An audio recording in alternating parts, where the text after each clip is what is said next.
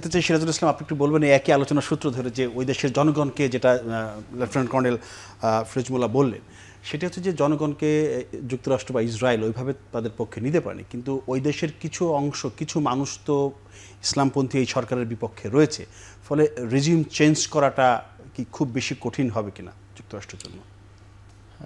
দেখেন, regime change করা খুব কঠিন হবে কিনা এই আলোচনাটা যতটা না সুখকর বা প্রয়োজন, তার চেয়ে এই আলোচনাটা করা বেশি প্রয়োজন।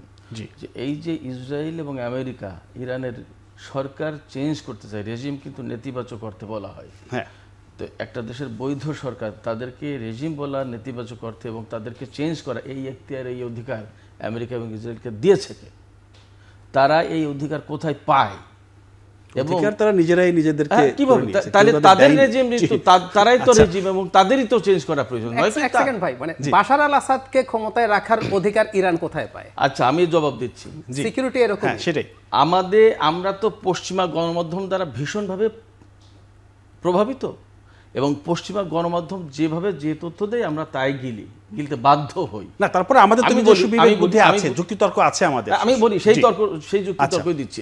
বাশার আল আসাদকে টিকিয়ে রাখার মানে অধিকার ইরান কোথা থেকে পেয়েছে? আমাদের ডক্টর জাহিদুর রহমানের প্রশ্নের জবাব দিতে হচ্ছে আমাকে। ইরাকের সাদ্দাম স্বৈরশাসক, তাকে আমেরিকা টিকিয়ে রাখার অধিকার কোথা থেকে পেয়েছে? এই প্রশ্ন কি আপনি ডক্টর জাহিদুর রহমান করবেন? আমেরিকা তো খারাপ, আমেরিকা এগুলো আচ্ছা, তারপরে বলি, ডক্টর জাহিদুর রহমান যে এখানে বললেন যে লক্ষ লক্ষ মানুষ, সুন্নি মুসলমান বাশার আল আসাদ হত্যা করেছে, কোথায় পেয়েছেন এই তথ্য তিনি?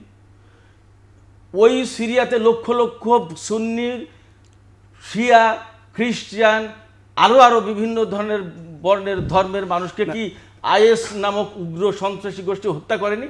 এবং তারা কি ইসরায়েল এবং আমেরিকার তৈরি না? এবং তাদেরকে তুরস্ক সমর্থন দেয়নি? মধ্যপ্রাচ্যের সুন্নি দেশ সৌদি আরব, কাতার, বাহরাইন, সংযুক্ত আরব আমিরাত, জর্দান, মিশর এরা সমর্থন দেয়নি?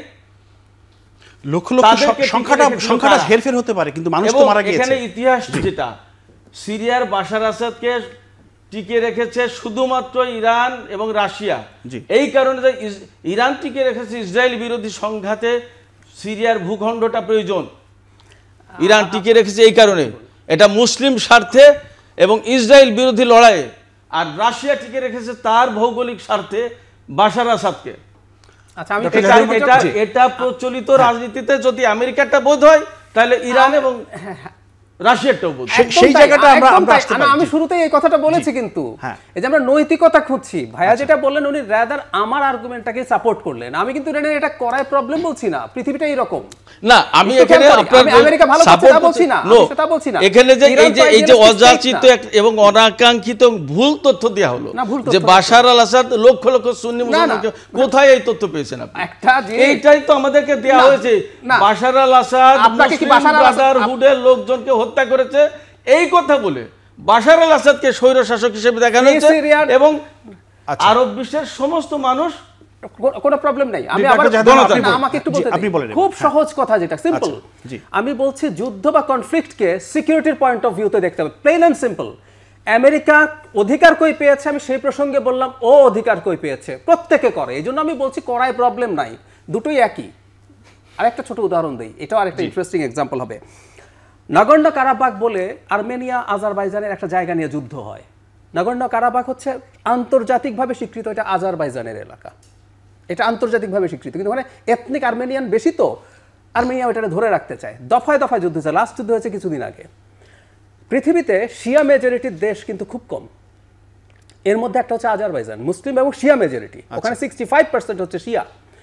আর্মেনিয়া আজারবাইজানের যখন যুদ্ধ হয়, আজারবাইজান কিন্তু ন্যায়ের পক্ষে, তার ভূমি আর্মেনিয়া দখল করে রাখতে চায়। একসময় রাশিয়া আর্মেনিয়াকে যেহেতু সাপোর্ট করতো, তখন আর্মেনিয়া এটা কবজা করে রাখতে পারছে।